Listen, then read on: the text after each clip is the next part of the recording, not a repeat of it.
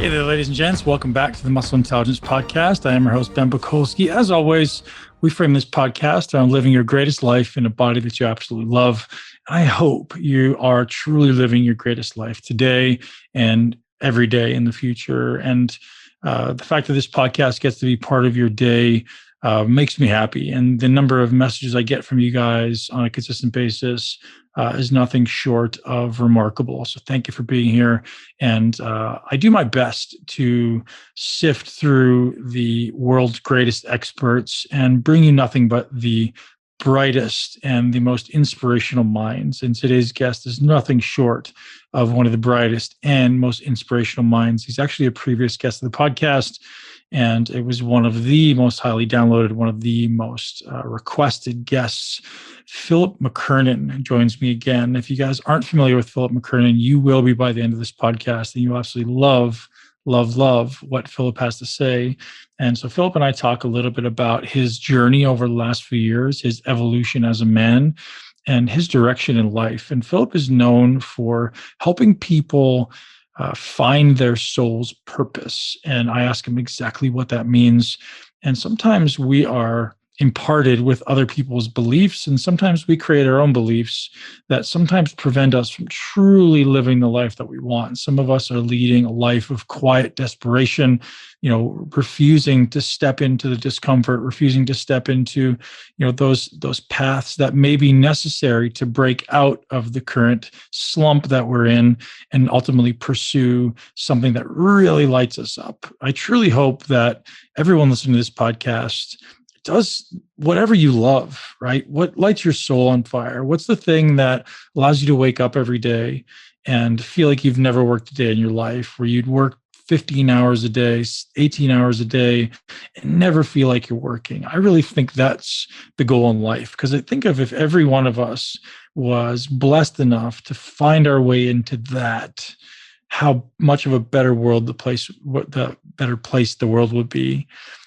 People would just be happy, and there would be less stress, and we would all be making more money because we would love what we do. We would never have to go to work, right? It would just be this constant engagement in what we do and what we love.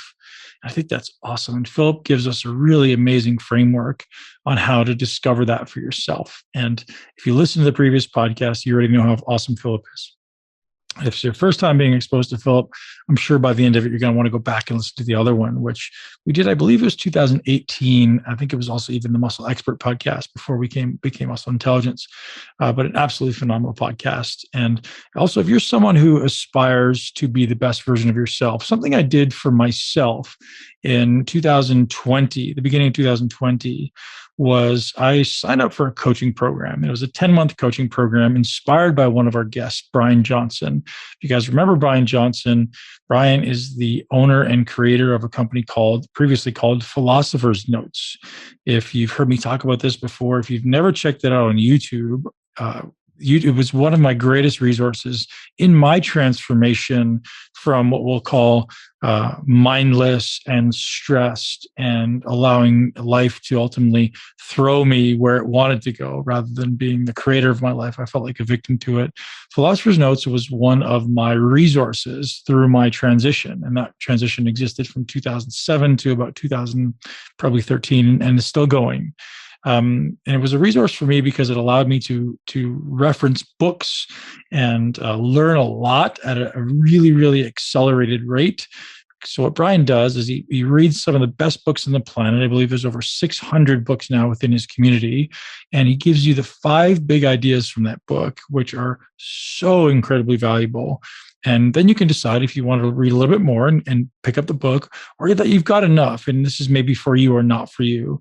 And that resource was one of the greatest catalysts for me ultimately changing as a man and stepping into someone who, I would view now as someone who's educated and someone who thinks well and someone ultimately who is not a victim to life. And all of those books that Brian imparted on me were truly a big, big part of that process. So I'm super blessed and super grateful to announce Optimize as one of the show sponsors for the Muscle Intelligence Podcast. You guys can go to optimize.me, optimize.me/muscle, and get a membership for free. I know I've paid hundreds of dollars per year to this website in the past because it's just so valuable.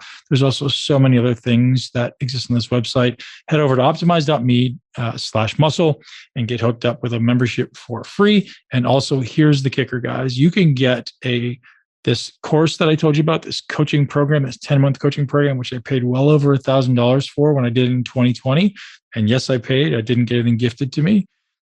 Is now on sale right now only for $300. And you can bring a friend for free.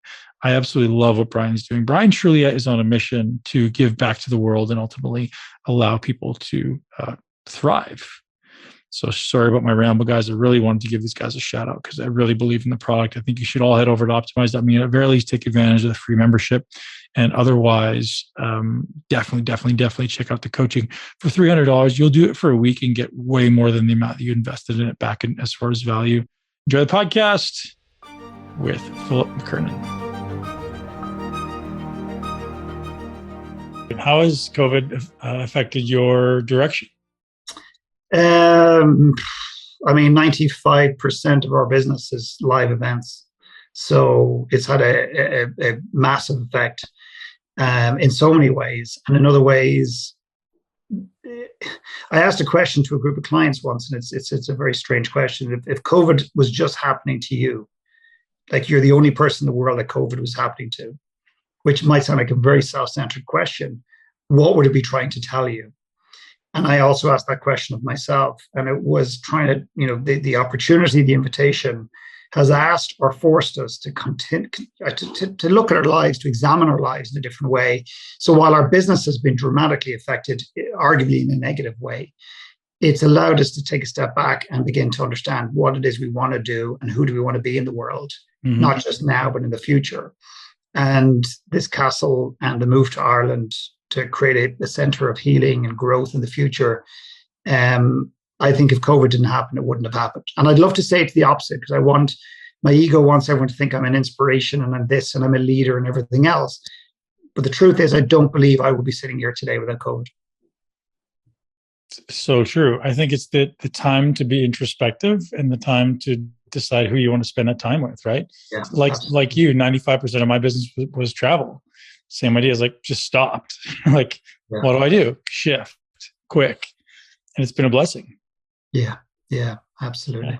So how has it shifted for you? So you're one of the most downloaded episodes we had in the past. We had you on the previous podcast and everyone just loved it. So I was like, we got to get Philip back on to talk about what you talk about. So tell me how the business is shifted for you. So in some ways, we put all our eggs really in one basket, and that was live, intimate gatherings, anywhere between 12 and 20 people sitting in magnificent landscapes anywhere in the world for that matter. But I've been going to Ireland, bringing people to the west coast of Ireland for 12 years now. And one thing that's shifted or solidified rather than shifted is that I absolutely am more bullish now on live, intimate events now more than ever before. And it's not based on marketing. It's not based on research. It's just based on my own kind of gut and my own kind of understanding of what's happening in the world. So what we're doing is I've always been playing the long game with this work. I'm going to be doing this work to the day I die. So I don't feel an urgency and a panic to put bums on seats, to squeeze as much as I can from the business to do that.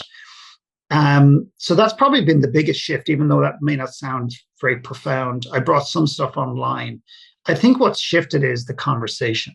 I think there's a degree of urgency. I was often the guy that people would come to when the shit hit the fan, when there was something wrong. Sometimes people go to a chiropractor when they're in pain. Some people go to a nutritionist when they have a health scare. And, if I can help people, I'll take them at any point to some extent. I think what's happening now is we're getting a type of individual stepping into the work who wants to be more proactive, arguably forced by this introspection, as we talked about.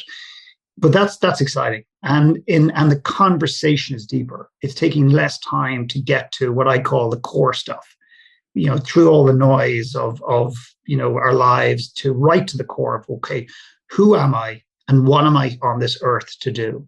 And how can I leave this world in a better place than I found it? And I just find the conversation has shifted, whether that's me, whether it's the people coming, or whether it's a combination. It doesn't really matter, but that's very rewarding.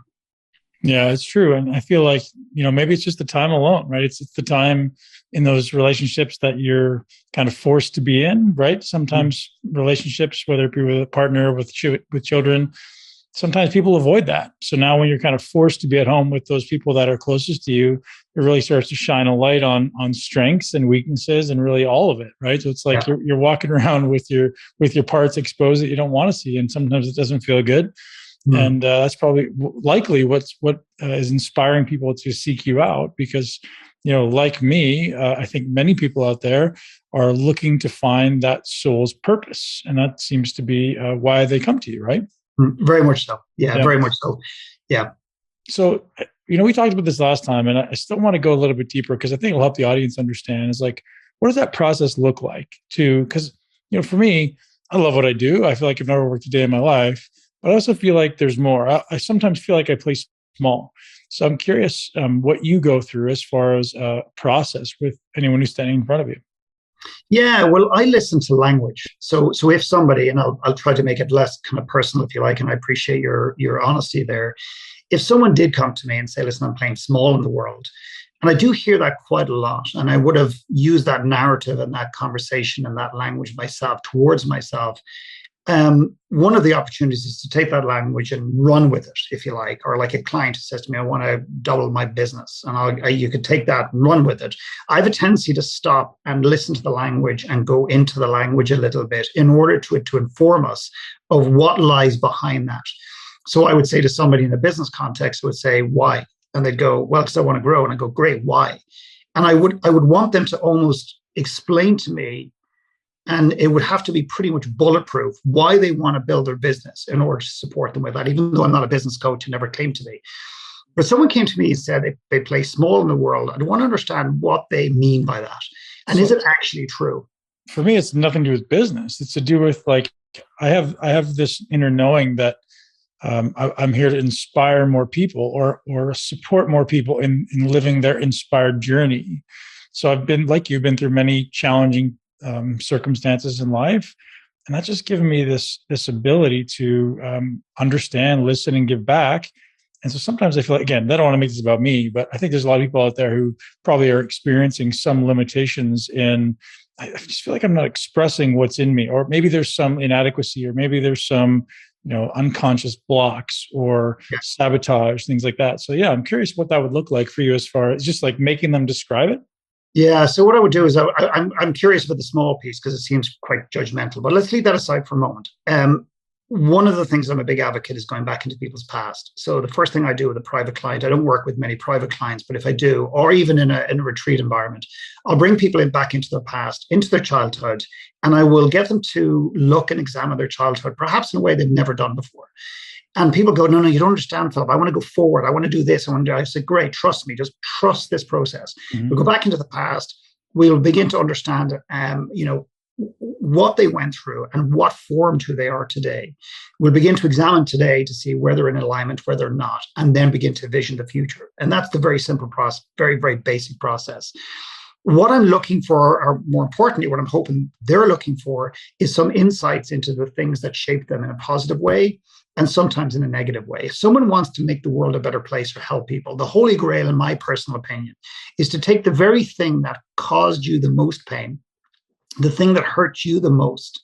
The greatest gift lies right next to your deepest wound is a statement I made through the One Last Talk book. And begin to look at that. I had a gentleman literally yesterday, and I can share this because I'm not going to use his name. And he experienced some serious violence in his life. Like he hurt a lot of people, and he explained to me why. He was an alcoholic. He was hurt. He was in pain. He was in fear, and everything else. And he is still deeply ashamed of that story and that part of his life. And I said, how often do you talk about it? And what have you done with that? And he said, well, I've done some therapy. I've tried to forgive myself. I said, yeah, but how are you going to help humanity with that story? He goes, Philip, that's a shameful story. That's going to have no relevance. I said, why don't you go into high schools and speak in rough, tough, and posh areas? Because I don't think it's mutually exclusive to, a tough area of the city. and talk about how you got lost and how you turned to violence and why, and how alcoholism showed up in your life. And you take the very thing that you're most ashamed of, you bring it out into the world, you shine a light on it in front of everyone, and you use it for good. And that is the only time that you can fully begin to heal, let go, and accept your story, when you start to see that it has goodness in the world for others. And at the end of the call, I'm not joking, he was crying with joy because somebody gave him permission to do that. And yet intuitively, I think deep down, he knew that.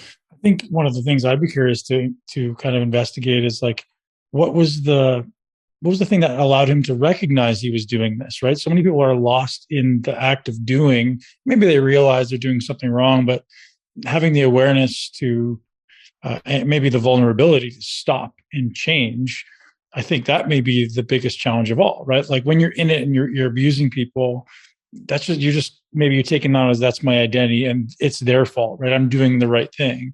But to have that kind of self-awareness, to step back and say, gosh, what am I doing? Like I'm hurting people, and being vulnerable enough with yourself to stop. I'd be very curious what the precipice for that was for that man. Yeah, I mean, I've worked in maximum security prisons, so I think I don't claim to be an expert in anything in the world for that matter, but I have certainly an insight into what is the catalyst that gets people to stop and change, and sometimes there is none. But generally speaking, there's a point at which we hit a precipice of absolute, uncontrollable, overwhelming, consuming pain, and I think it manifests itself, whether it's in a physical element, or whether it's a breakdown, whether it's a dysfunction of relationships around us. We finally hit a point where we're almost exhausted by ourselves. We're exhausted by our own behaviors, our own destruction. And there's a point where no matter what you've done, you have a choice to change that, to do something different. Sometimes people just don't believe that they're good enough in this world. There's a theory about suicide that it's one of the most selfish acts in the world. I was introduced to a different perspective on suicide many, many years ago by a gentleman called Professor Anthony Clare, who was a very famous psychiatrist in Europe, to the stars, to the top singers, the top sports people. And I dated his daughter and traveled around the world. And I'll never forget Anthony saying to me one day, suicide is not necessarily what the public think. Sometimes people who commit suicide and take their lives actually believe the world is a better place without them. And I'd never, ever heard that perspective. I'm not saying it's okay to do it. And what I'm saying is that it gave me an insight. Sometimes when you feel that you have no value and you're worthless and you've created destruction, sometimes you think that is your identity. That is all you're going to do with the world. And sometimes it takes one person to get behind you and believe in you. It takes one person to see something in you that you cannot or are unwilling to see in yourself. And that's the goodness. That's the big. When I told that man yesterday, I'm going to share, I've never shared this before. I've never done this before. I asked him a really bizarre question yesterday. I said, I'm going to make a statement, and then I'm going to ask you a question. I've never done this before. And as he told me his story, he stopped and I said, okay, you ready? And he goes, yeah. I said, you are a really good man. And I stopped. And then I followed it up with, when I say that, how do you receive my words? Do you believe they're genuine? And how does that statement relate to how you hold yourself in the world? In other words, do you believe me? And do you actually believe that about yourself? And when I said it to him, you are a good man. You'd swear someone just gave him $7 million in cash, the keys to the house of his dreams, and forgave him for every misdemeanor he'd ever done in his life. I mean, that's not even capturing his face. Not many people see the goodness in him because he doesn't want them to see it, because he doesn't believe it exists. So therefore, his identity becomes the asshole. The identity becomes the person who can never quite make it in business. Identities, we attach ourselves to identities of success and of failure all of the time. What does it look like for a man like that who doesn't so let's say he does believe he's a good man. What if everyone else around him is bad, right? It's like I'm a really good person, but everyone else around me is an asshole, and that's why I hit them. They did something wrong, right? It's the victim mentality. Right. So that was like a very different flip, right? It's like you could tell him he's a good man. He go, yeah, I'm a really good man, and everyone else around me is an idiot, and that's why I beat him up. Yeah, he didn't. He owns his stuff, and I think that's true change. I mean, I don't think the change comes unless Right. they really begin to see the fact that they have the contributing, behavior around Right. So is around. that the situation where, like, if someone doesn't see the fact that it's their responsibility, that they're just not ready to change? Or is there some way to get someone out of that victim mentality and have them ultimately step into taking ownership for their life and then step into, the light that lives inside? I think it's a great question. I think, can you get somebody out? I'll answer your direct question. Can you get somebody out of that victim mentality? No, I don't believe you can get somebody out. I think you can help them get themselves out, but no, you cannot get them out because they're not ready to hear that. They need to be able to blame somebody for their actions, and therefore they're not ready to make the real change. People today are blaming politicians. They're blaming this. They're blaming that. In Ireland, we had a whole sequence of people blaming the banks for giving them too much money during the boom, and there was the banks' fault. And yes, the banks have a degree of responsibility, but every man, woman, and child that took a mortgage in this country signed the dotted line and chose to either read and ignore or not read the small print. So if we don't take ownership ourselves for the decisions that we make, to some extent, it's very, very difficult to crawl out of that hole and not crawl into another one of being a victim in another aspect of our lives. Very curious what your thoughts are around why someone goes into that victim hole. And, like, is it just the refusal to accept the pain that will come with accepting responsibility in your experience? Well, I'll make it personal. I mean, for the longest time, I used to very subtly blame the education system for my dyslexia and the pain that came with that. It wasn't the dyslexia, it was the pain. It was being ostracized within or feeling ostracized or alone in the school and the system and everything else. And it was easier for me to blame the schooling system because it meant really I didn't necessarily have to then do the things that I could do to change my own life. Right. It was easier for me to tell the world, and I'll give you an exact quote. I used to say all the time, I can't write, I'm dyslexic. And I woke up one day, and I'll never forget, it was literally, sometimes you say, oh, it was a day, and sometimes it's not a day, it's 6 months of realizations or 10 years, but this was actually a day. And I woke up and I said, oh no, I can write, I just can't spell. And I don't think I can do anything but the spelling piece, like genuinely, and I don't want to, because there's no need today. But I woke up and it was a combination of years of work, a combination of degrees of therapy and work and counseling and coaching from others, getting me to awaken to the fact that I can spend the rest of my life blaming somebody and it makes me feel a little bit good and off the hook. Or I can begin to shine a light on myself without the judgment, just the realization. And then I can truly make that change for myself. And it was that day I started to write. And most mornings I get up now and I write. Some 95% of the stuff I don't publish, but I write for Philip McKernan. I never imagined I'd do that. So in a way, we think it's easier to blame other people. Sometimes we don't even know we're doing it because it's so ingrained inside of us and we've been witnessing it for so long. And yet when we can own it without the judgment, the sense of empowerment is quite extraordinary in terms of our ability and the speed in which we can shift our lives. That's the other thing. The speed in which we can change is astronomical. Yeah, we make excuses around a lot of things, don't we? Like time and genetics and the government and finances and all of it. And people just don't understand that just simply taking responsibility for it is the very thing that allows you to begin the change. Correct. Yeah. Can you tell me about the process of creating your One Last Talk? Yeah. So One Last Talk is basically it's very, very simple. When we invite people to come and do a One Last Talk, I think one of the mistakes we made was we assumed that One Last Talk should be a live event in a theater or in a restaurant or a cafe or whatever. And while it has an application, really we got a little bit lost in the power of why we did this. One Last Talk is a very deep, in many respects, therapeutic process or cathartic process that will allow you to understand who you are and who you want to be in the world to some extent. It allows you to speak out into the world and let the world know who you are. And it doesn't matter where you do it, as long as you do it and give it to at least one other person. So we bring people through this journey where they write a one last message.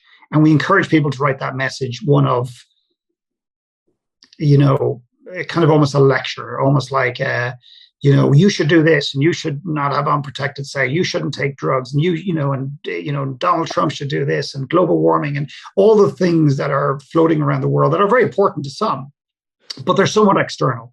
And even though they do have an impact on us individually. And then we get them to write a one last letter, and we give them a few more different instructions. That it's the one last letter you'll ever write. Who will you write it to, and what will you say? But it's not about lecturing them about any behavior in their life or talking about what you see in the world and how the world should change. And then finally, we come to the talk. And the talk is essentially the invitation of the ask is you're not allowed to share anything other than a part of your personal narrative, typically something that up to today you didn't see any value in. You didn't actually see it had any value other than demeaning you, detracting from you, or creating some judgment towards yourself. So the mother who still held a lot of shame about her son committing suicide, when she shared that talk, and it was a big process to get her to share it, when she shared that talk, two things happened. One is she released it into the world. Two is she gave parents this incredible gift of getting in touch with something so dramatic that most parents can't comprehend, but then give them the choice to make the changes that she wished she had made earlier on in the process. And number three actually was she actually got her other son back, because when her son committed suicide, she was estranged from her other son because he lost his mother and his brother because she just emotionally became unavailable. And she recognized him for the first time. And I know that for certain because we've talked about it.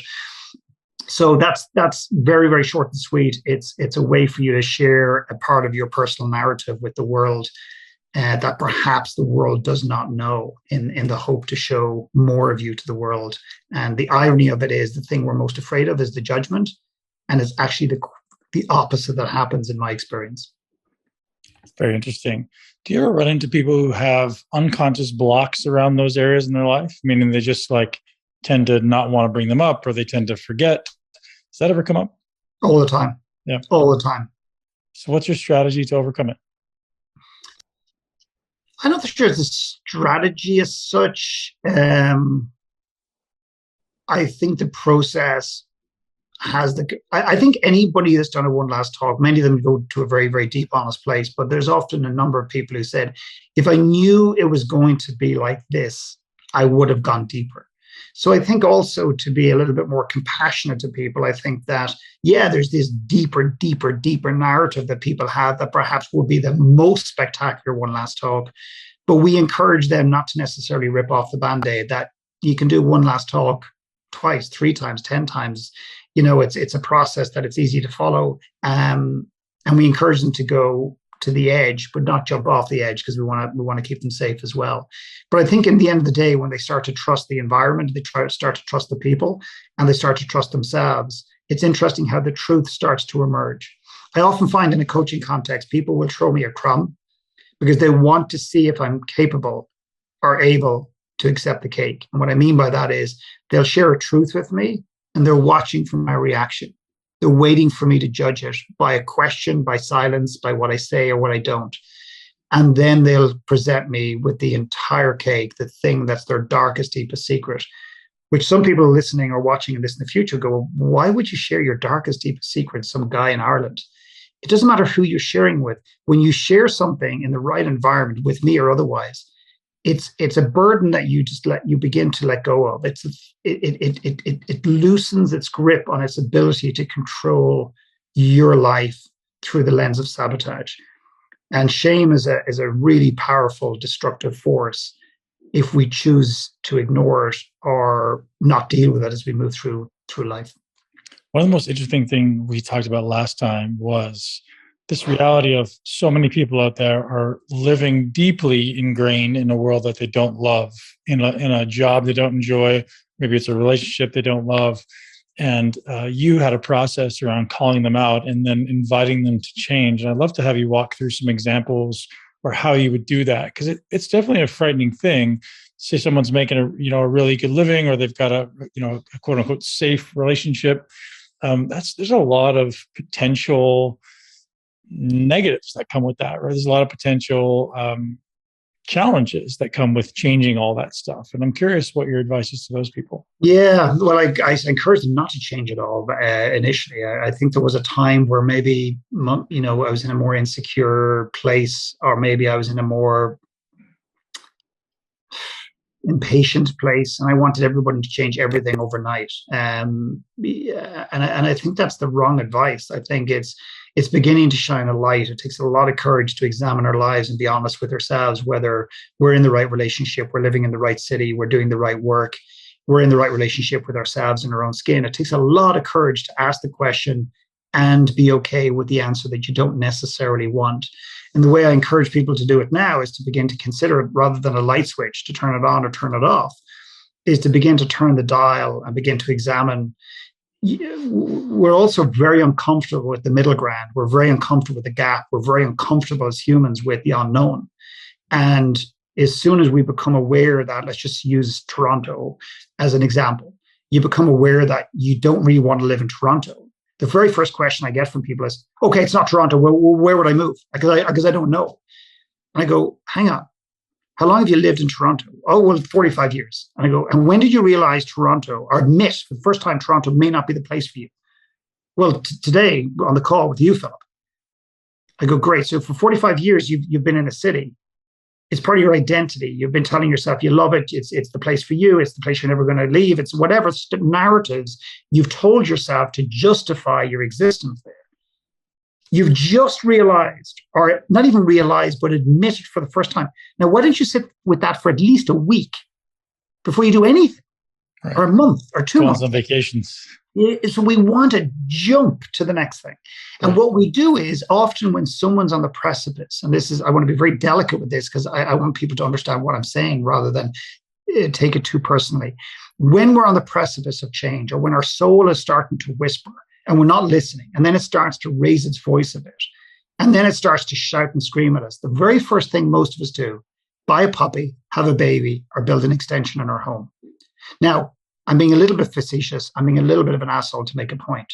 There's nothing wrong with buying puppies, having babies, or building extensions, unless we're doing it as a distraction.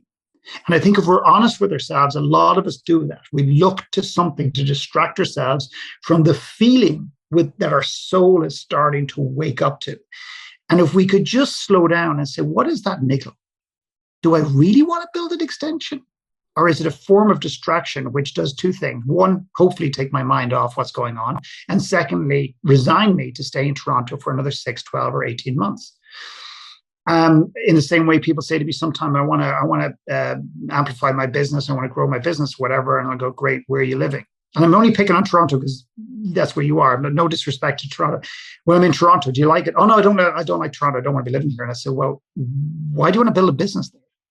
And the answer they'll always give me is, oh, when I build a business and I make enough money, then I'll have the freedom to go and do what I want to do. And I go, no. Where you are energetically in any relationship to the work we do, the place we live, the people in our lives and ourselves, if we get that right first, or in addition to, it makes our business direction, strategically, otherwise, a lot more smooth. So to me, just going back very finally to Clara, is this idea of, when you realize or begin to realize something, don't move too quickly to change it. Because typically what happens is this. We say, okay, it's not Toronto, it's Vegas. We go to Vegas, we rent a place, we buy a place. It turns out to be an absolutely unmitigated disaster. We come back to Toronto and say, well, that was a failed experiment or whatever. And then we internalize it like, it's not where I live, it's me, I'm the problem. I'm fucking broken. Which is never the case, really. What I say to people is, just give yourself permission to sit with it, then experiment with the expectation that it's not Vegas either, because it's typically not where we are. It's typically not the place we think it is. It's what lies beyond both. And that statement is true, particularly for careers and impact. It's not what we're doing. It's not what we think it is. There's something that lies beyond both of those that we cannot see right now, or we're afraid to see right now. And that's where the real juice comes in. That's where it gets really exciting. And I love people to play with that idea, like a child rather than... Open it up for me, man. What lies beyond, right? What in your experience can lie beyond that?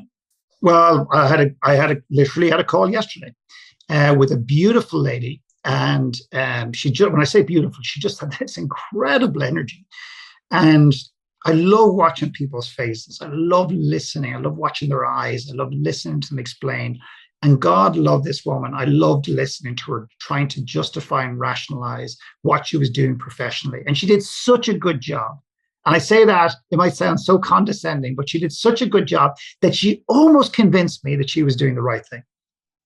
And she wanted me so badly to tell her that she was on the right path. What she essentially wanted me to do was to help her with her internal blocks to climb the corporate ladder. We eventually uncovered, or she allowed me to see, that her real aspiration is to create her own business. So it's not what she was doing is the thing that she's destined to do. It's not even creating her own business, which she's not clear on. That's another reason why a lot of people don't open their own businesses, because they say, I just don't know what it looks like. And I go, well, how much time do you spend dreaming and contemplating that and really, really giving yourself true unconditional permission to imagine what that could be? Well, in between, emails and stuff like that. In other words, you don't really, because there's something else at play. Beyond all of that, she's an artist.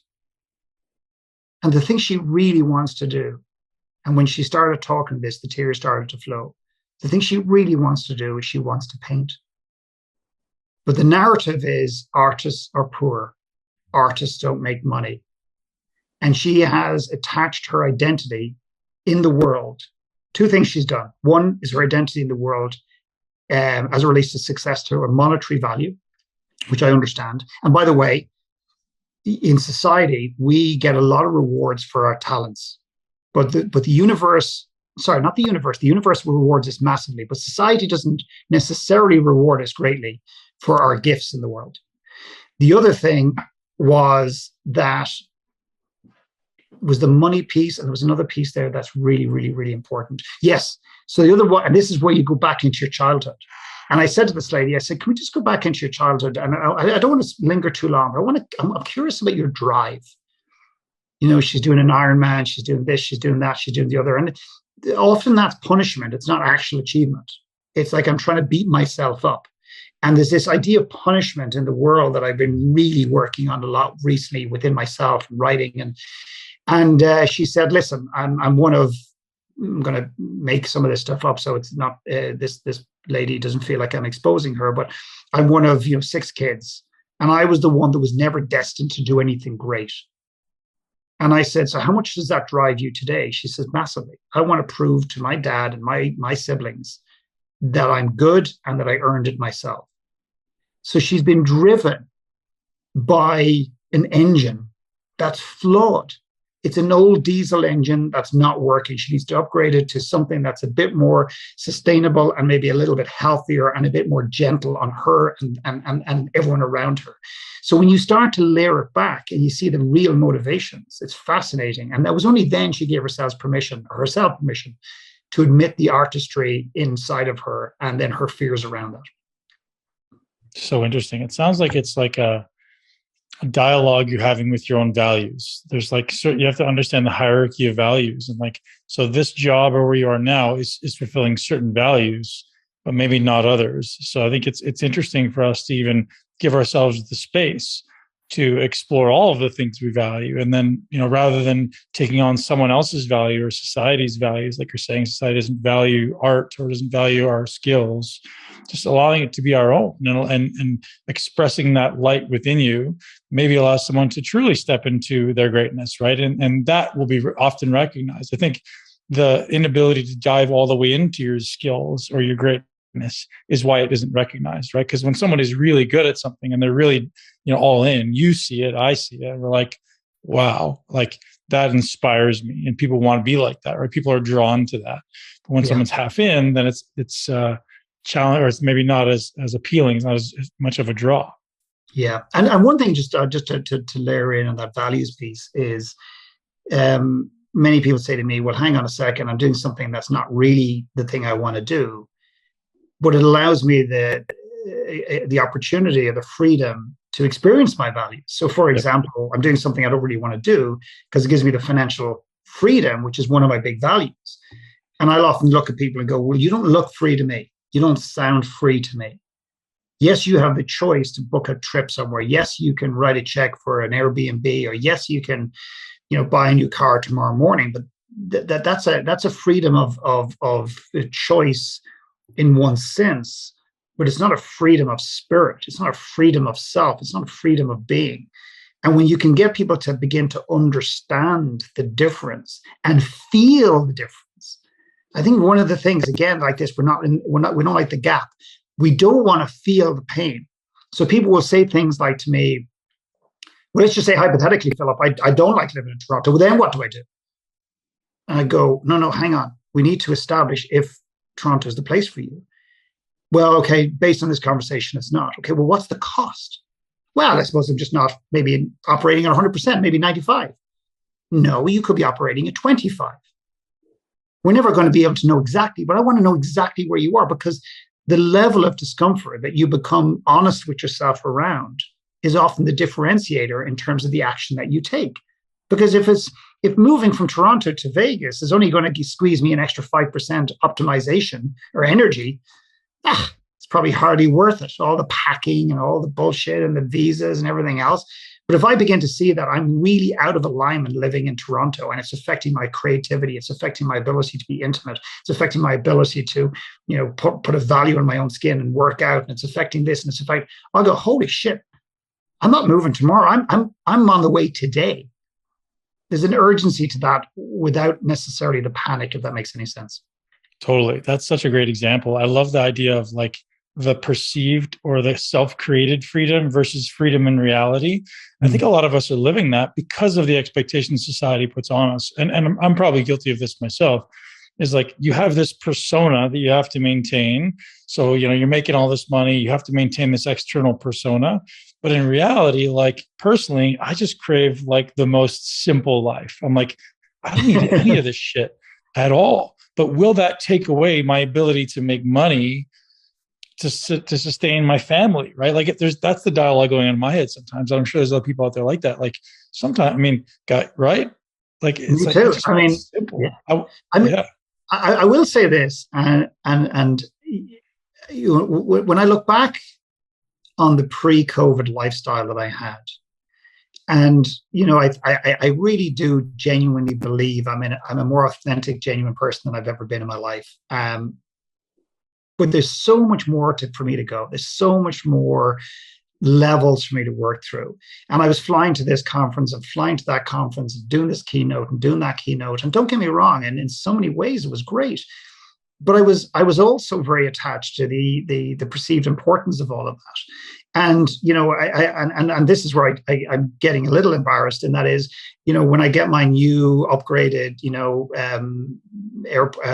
airline tags and what status I was in, and platinum and premium and diamond and gold and whatever other levels there were, and multiple different airlines, I'd get these in, I'd be so excited.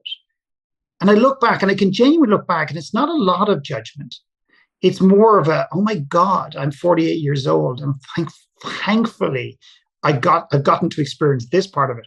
I'll now look at those cards. No judgment to anybody on the call or listening to this or anything in the future or whatever.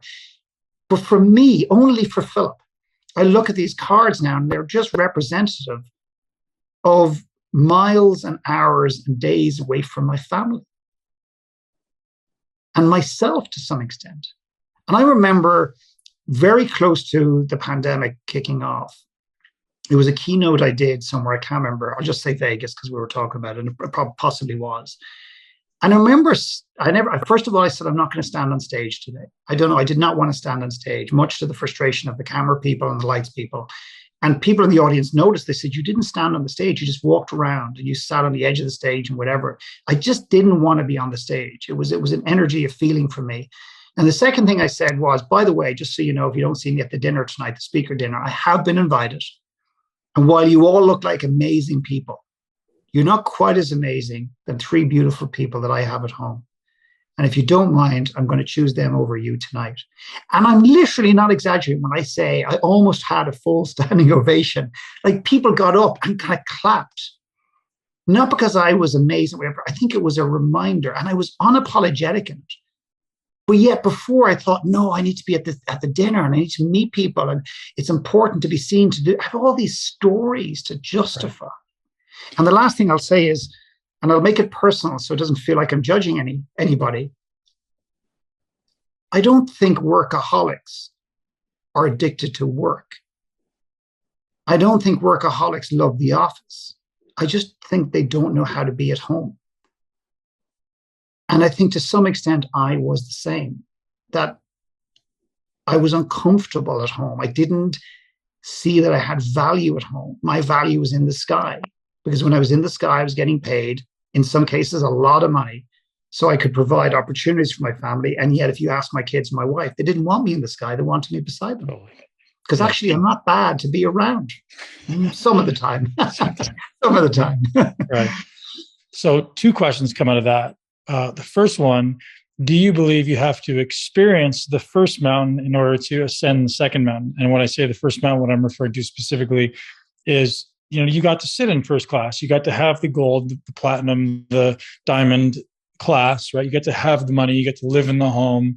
Do you feel you have to experience it before you can learn that you don't need it? Or can people pass that?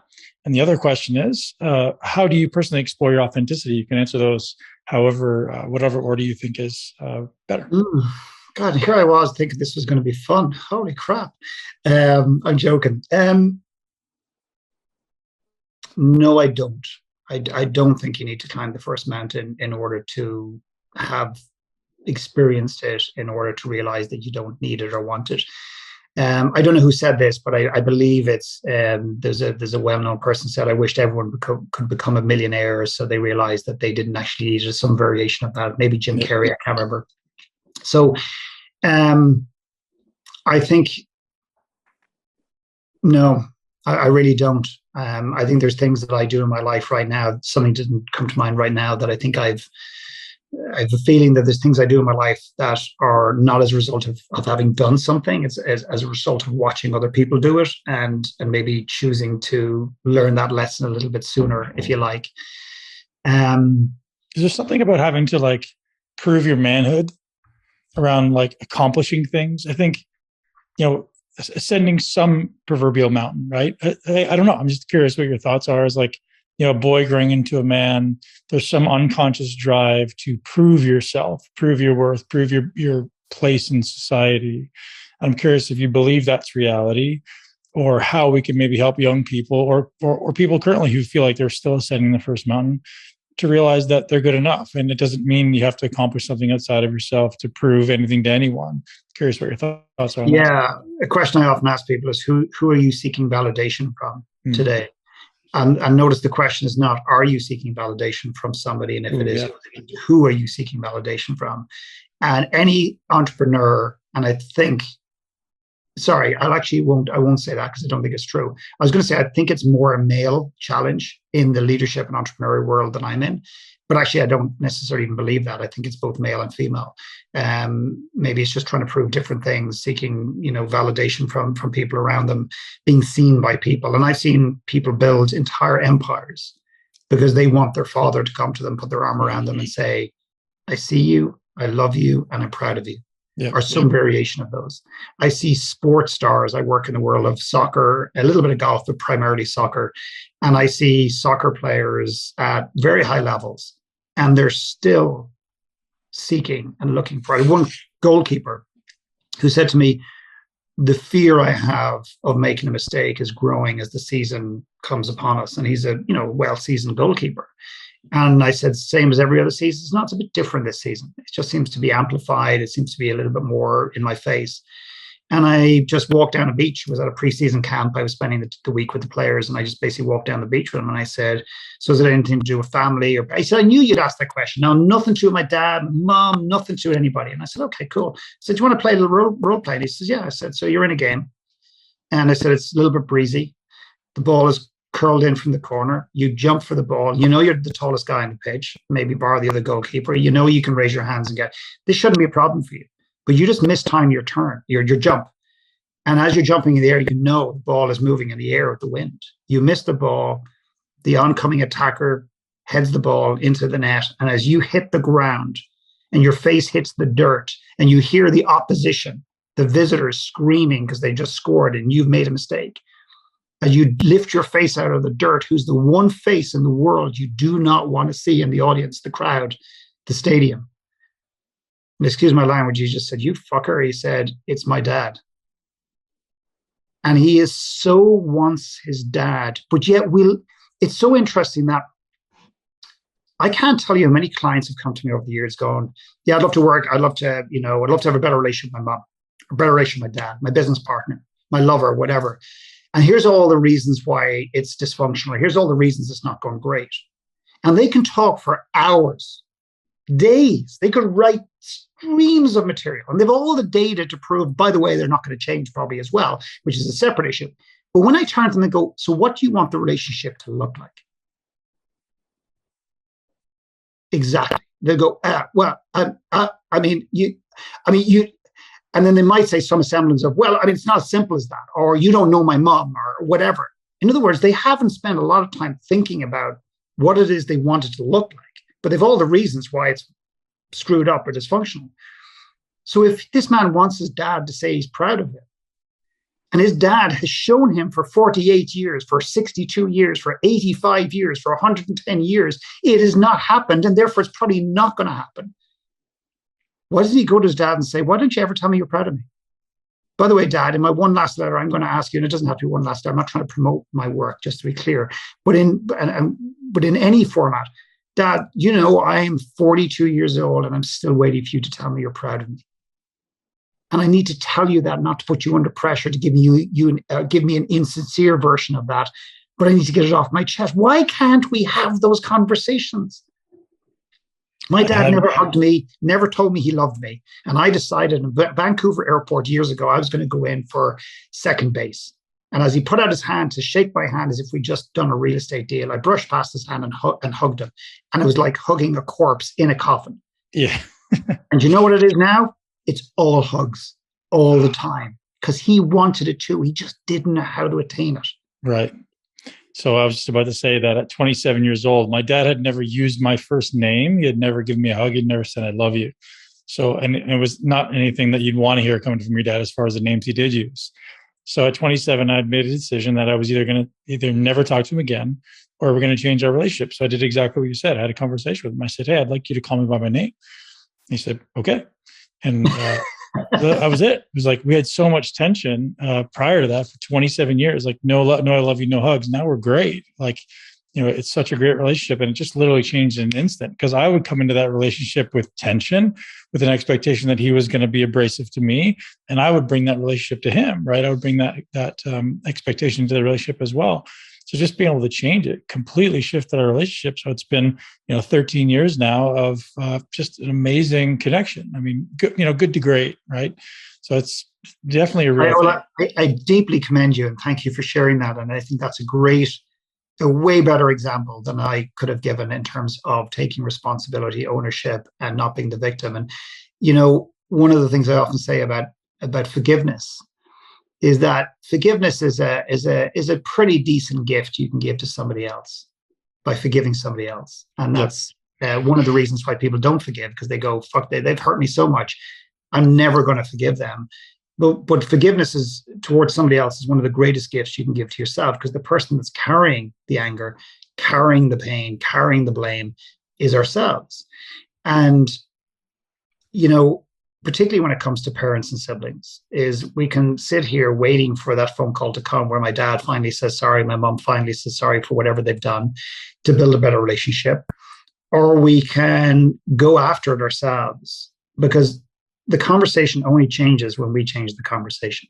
Right. And it's exactly what you did. And I deeply commend you for that. Well done. So I used to say forgiveness, and now I'm curious your thoughts on this. And now I attach to acceptance, because forgiveness still insinuates blame, like they did something wrong. But in reality, they did the best they could. Well, that's my perception.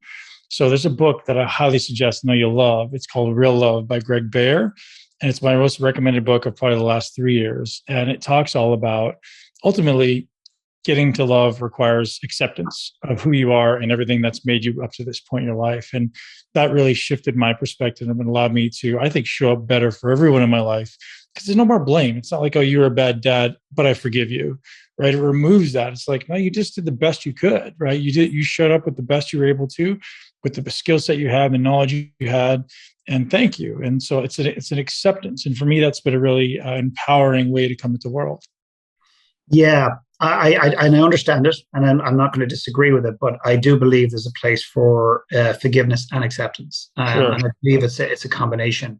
The challenge with acceptance is that we might have something that has been done to us by somebody else that is, some might say, wrong, inappropriate.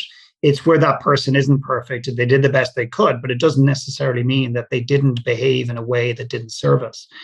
And one of the lovely things about acknowledging, I often see this in parenting, with a man or a woman who almost is refusing to see that their parents hurt them in some capacity. Many people I work with would say to me, I didn't have any real trauma. And I go, well, what do you mean real trauma? They was, well, next to Ben and John and Philip and Mary and Henry, I mean, I didn't have any real trauma. I go, great, well, tell me about your life. And it turns out that their life has been pretty traumatic. Yep. And I actually believe that trauma in different capacities is necessarily more severe on a young person than the other. I think it's equally severe. The pain is the pain. What's done is different, but the outcome is very, very similar. And one of the things that people then jump to is they go, well, my dad did the best he could. And I said, I'm sure he did. But if we don't isolate the behavior, it's very hard for you to do a couple of things. One is to move beyond it and forgive and let go and accept it. And the second thing is it then doesn't give you a reference point in terms of what's acceptable moving forward as a parent yourself, because then we adapt this thing going, I hit my child if you don't believe in hitting, or I do something else, or I shout or scream or whatever it happens to be, and you go, well, I'm doing the best I could. Because that's the narrative we have. Now, I'm not trying to pick holes in what you said. I completely agree. No, that makes a lot of sense. I just do believe that sometimes it wasn't, and I tell you, it was a very wise man who said to me years ago, one way of separating our loyalty to the behaviors that didn't serve us is this beautiful statement, which took me a while to get my head around. And this man sat in front of me and he opened up his glasses case and he took his glasses out of the case. And as he did so, he said, you can love the person. And he lifted up his glasses case with the glasses inside it. And then he opened it. He says, but you don't have to like the behavior. And I heard that, and excuse me, but I'm a little bit slow on occasion. And I couldn't get it. And I heard it again 6 months later. And suddenly it was like, boom. And I was able to separate my behavior of my brother, who wasn't very nice to me for when I was a young kid, and bullying and stuff like that. I was able to separate the behavior. And I was able to say, I love this man, but I didn't like his behavior. And it allowed me to isolate the behavior and to process that in isolation. And then I was able to let go and forgive to some extent. But I do agree with you wholeheartedly on one thing. Way too many people come to me and go, oh yeah, we can talk about that thing with my parents, my dad, my brother, whatever. But oh no, I've forgiven them. It's gone. I've dealt with that. I did 3 sessions of therapy. It was online, 15 minutes each. And I'm being a little bit facetious here, and it's done. It's gone. And I go, great. Well, if it's so gone and there's no charge, I'd love to hear about it without the charge. Right. And you see them beginning to vibrate with anger. Oh. And then they get really decimated because they go, shit, I thought I dealt with that. And I go, no, you didn't deal with it. You let some of it go. You've denied the rest. And this is where acceptance comes in, where you then take it as part of your journey. And this is the way it is, the way it was, and therefore you can do something with it. So I think it's a combination of forgiveness and acceptance, which I think is a beautiful combo. Yeah. And so one thing you said in there that I've taken on myself, and I want the audience to hear it, is like, I can love who I am without loving what I do or loving the things I've done. Right. So like just exactly what you said is like, who I am is not the same as what I do. There's some actions and behaviors that I've done that I certainly don't love and I regret sometimes, right? I'm like, I wish I didn't do that, but it doesn't change who I am. And I think everyone out there needs to hear that. It's like loving yourself is an essential part of thriving, and obviously working toward doing the things that you want to do instead of things that maybe you shouldn't do is that part of the human experience. Yeah. So moving on, I want to come back to how you explore your authenticity, because you said over the last couple of years, certainly since the last time we've talked, you said you feel like that you're the most authentic version of yourself, and I'm curious what that exploration looks like. Yeah, I just want to be clear. if that's what I said, is probably not very accurate. And what I mean by that is, I suppose where I would say is I'm more authentic now than I've ever been.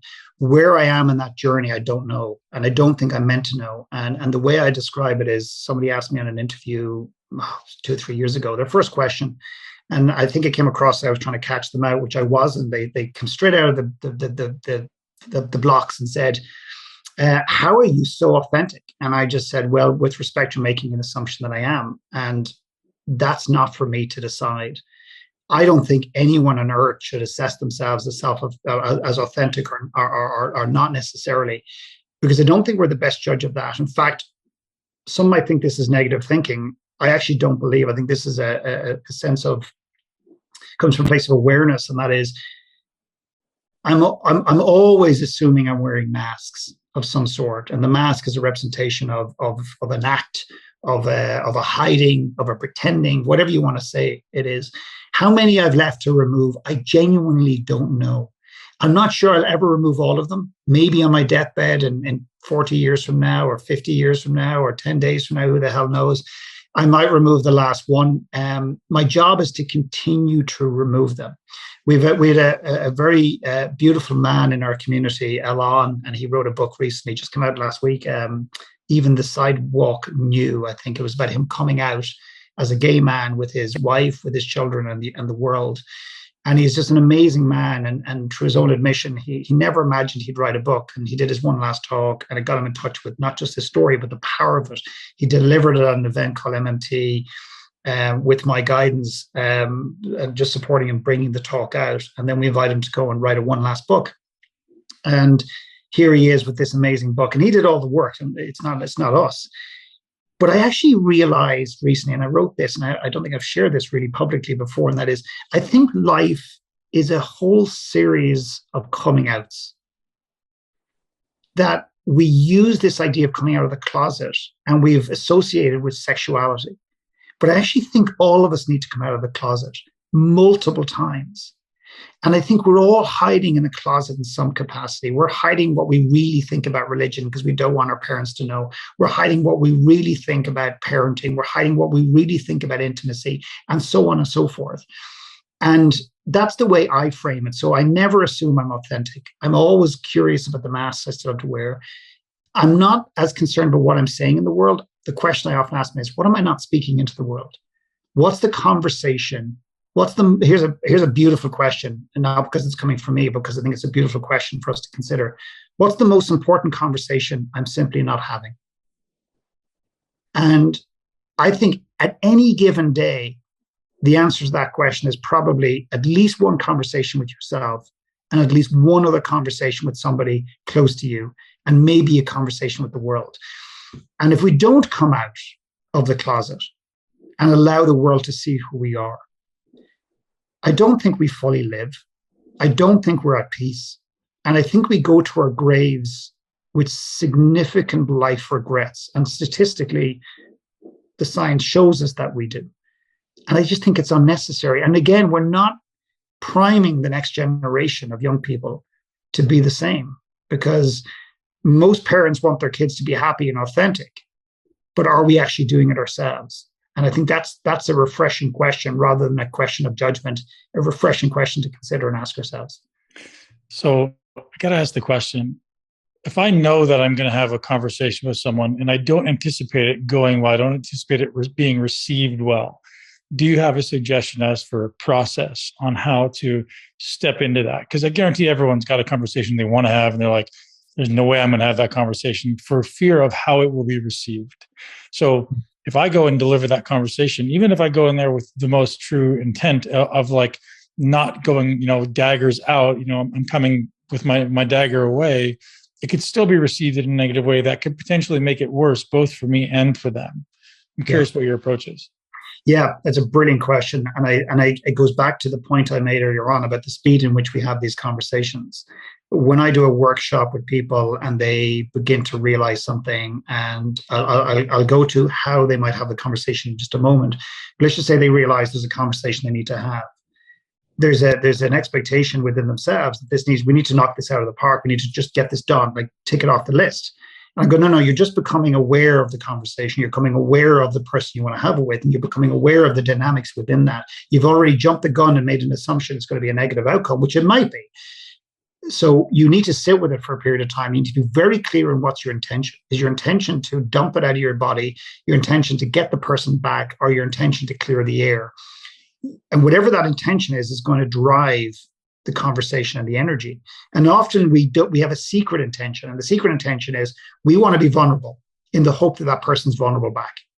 John, I'm sorry. Oh, Jesus, Philip, I'm so glad you said that because I'm even more sorry than you are. No, I'm sorrier than you. No, I'm more sorry than you. And we want that kind of dynamic.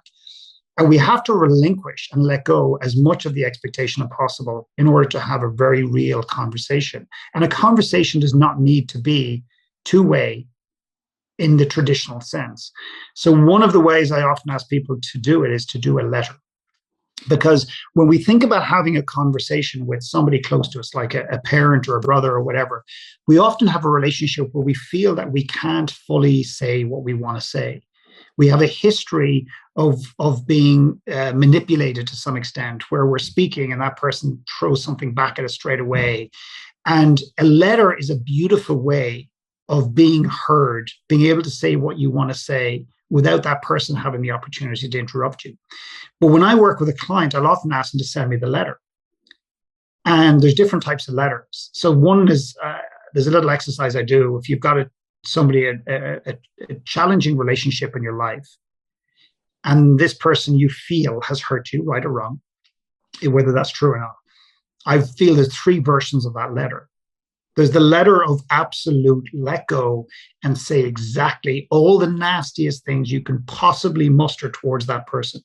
Use language that's going to surprise yourself, and you will be surprised how angry you get, which tells you how much resentment you hold towards that relationship. Write that, get it out of your system, and then throw that in the garbage, delete it, whatever. Write the second letter. The second letter, let's just say it's towards a dad, will probably be also charged. It'll say something like, and you don't even know it. It's so simple. You'll start the letter, hey, Dad, I know you were never really around when I was a teenager, but I want to reconcile our relationship. And I think you're amazing and I love you.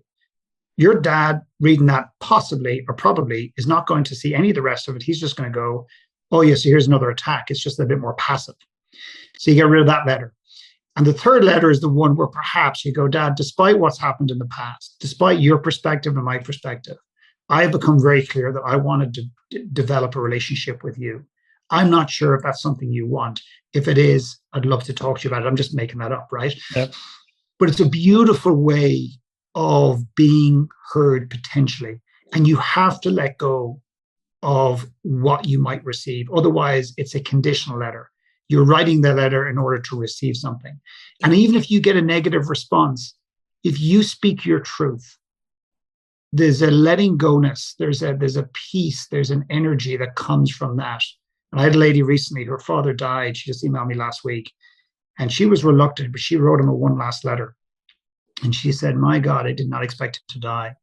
And she said, I'm so grateful I said what I said in that letter.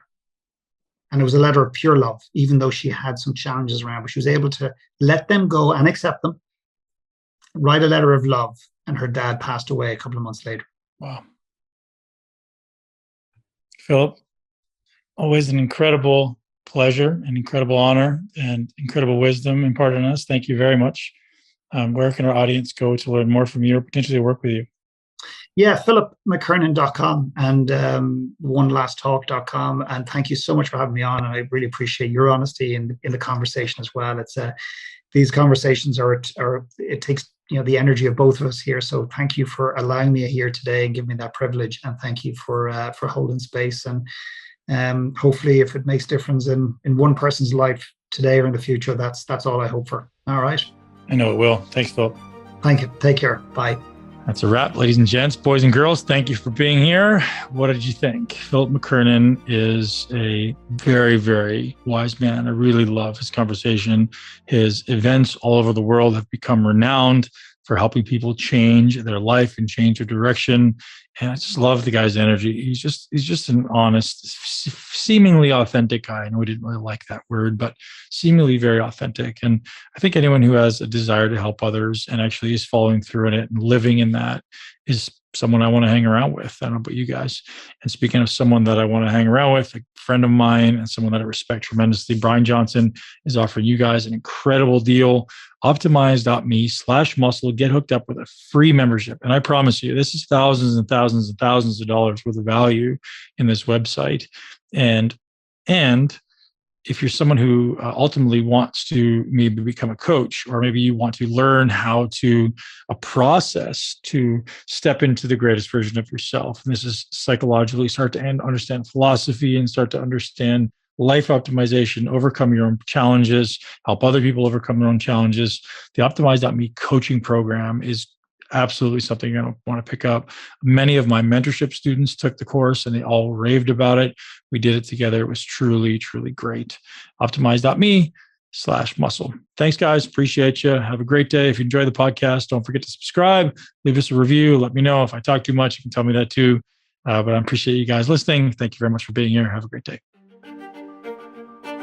Thank you so much for tuning into Muscle Intelligence. If you enjoyed today's episode, please be sure to share it with at least one person you know. Make sure you're subscribed so you never miss an episode. This podcast is for information purposes only. The statements and views on this podcast are not medical advice. This podcast, including Ben Pakulski and the producers, disclaim responsibility for any possible adverse effects from the use of information contained herein. Opinions of guests are their own, and this podcast does not endorse or accept responsibility for statements made by guests. This podcast does not make any representations or warranties about guest qualifications or credibility. This podcast may contain paid endorsements or advertisements for products or services. Individuals on this podcast may have a direct or indirect financial interest in products or services referred to herein. If you think you have a medical problem, consult a licensed physician.